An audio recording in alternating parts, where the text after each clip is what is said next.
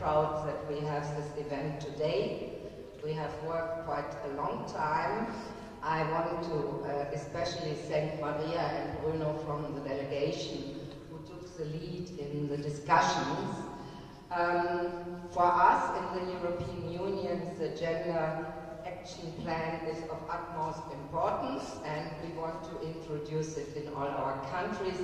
So this is a joint effort of the EU delegation, together with the government of Armenia, especially the Ministry of Justice, the Ministry of Education, and the Ministry of Labor, together with civil society, because you have something to say, and all our EU member states, and it was endorsed by the EU member states. So, what are the objectives? Why are we doing all this? We want really to put an accent, and this is also linked to gender mainstreaming, which means in future, when we start new programs, we will go through our objectives and we take action according to the objectives we set ourselves. So the main objectives we have is to ensure freedom from all forms of gender-based violence, to strengthen the economic and social rights and empower girls and women, advancing for equal participation in leadership and gender equality in education, to integrate, Nara knows the importance, to integrate women, peace and security agenda and take it up, and to promote gender equality in the green and in the digital transformation. So if you want, everything will be gender mainstream now. Why is it important? I think we can speak and we can discuss certain things, and then we forget about them. We forget about the rights, we forget really the fight against domestic violence, and we are not doing enough to really empower girls and women to participate in political and social and economic life. So, in our countries, we went through the process. I can tell you, we are not perfect.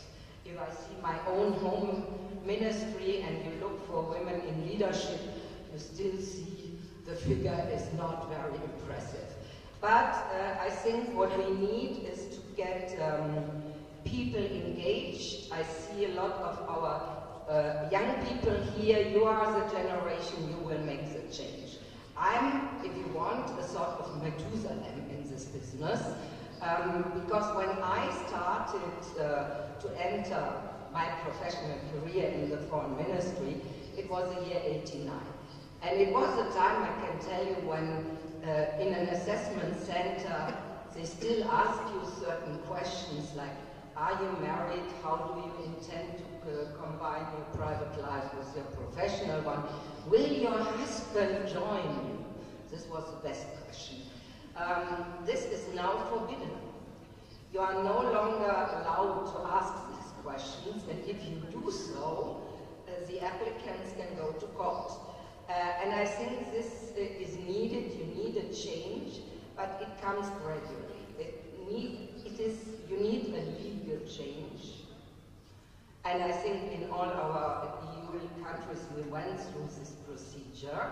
We have representatives of gender equality in nearly all state institutions, at least in the European Union and in my own country, and I think in many others too, who looks that the procedures are following these rules.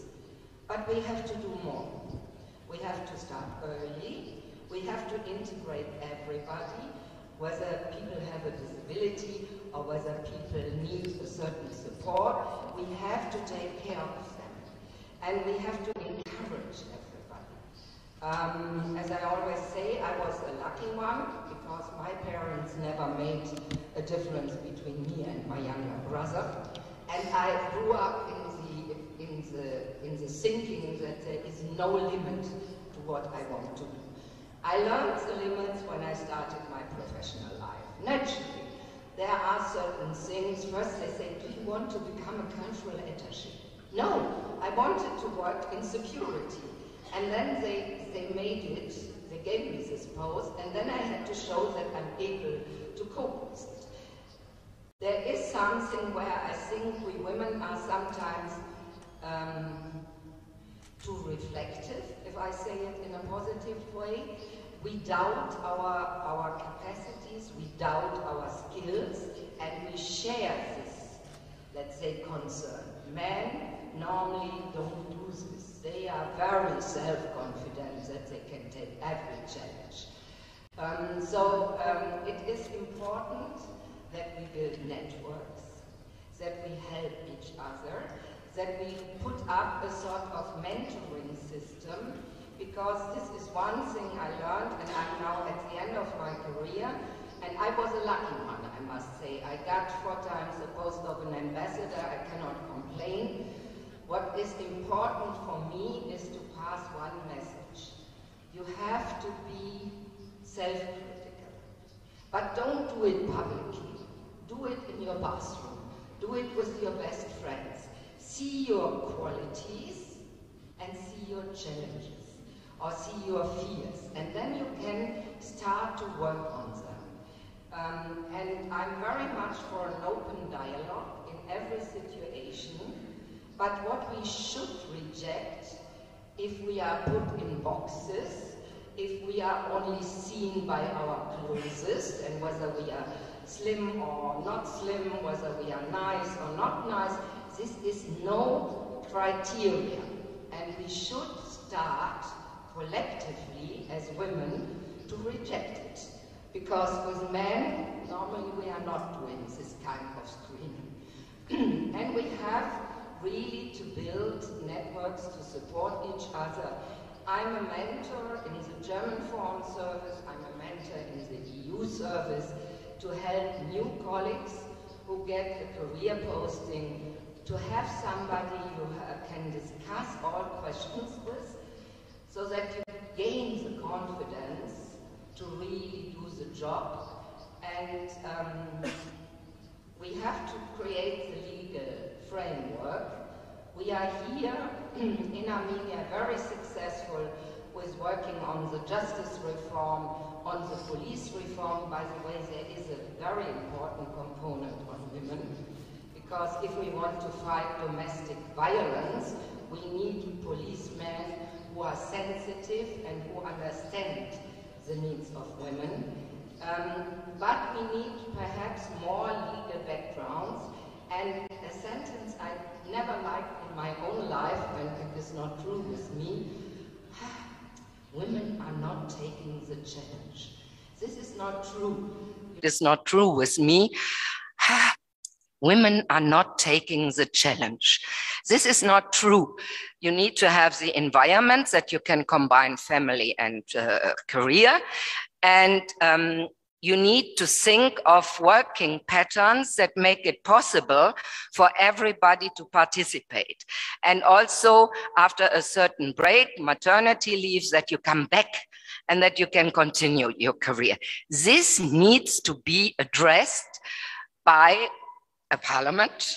There need to be the adequate laws, and then we will slowly really move forward and have this possibility.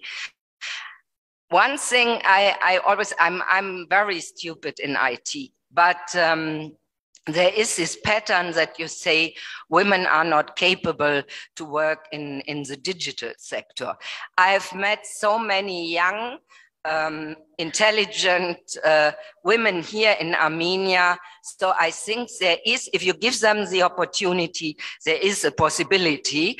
And one of the examples is School 42 in Tumo, which really promotes this. And there you have 50% of women applying. So I think we have to give up certain stereotypes.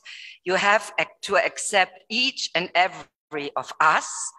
also our male colleagues as they are, and to give them equal opportunities. And this action plan, which is quite a comprehensive document, which we publish now soon also on our homepage, so you can all follow us what we are doing. I think this will be our guideline, and not only us personally, but we will do it together with the government and civil society. And I make a compliment to the really strong women here in Armenia. I'm very much impressed by organizations like the Women Resource Centers, who stand up to support women, to give them training where needed, support, advice. And this is a sign of solidarity, which I appreciate very much. Some people criticize this, some people make stupid remarks about us, but this only makes us stronger, I would say. And I'm no longer listen to people who try to target me or any other woman here with these, let's say, old-fashioned stereotypes. And I think we show we are better. So I wish you a very interesting afternoon.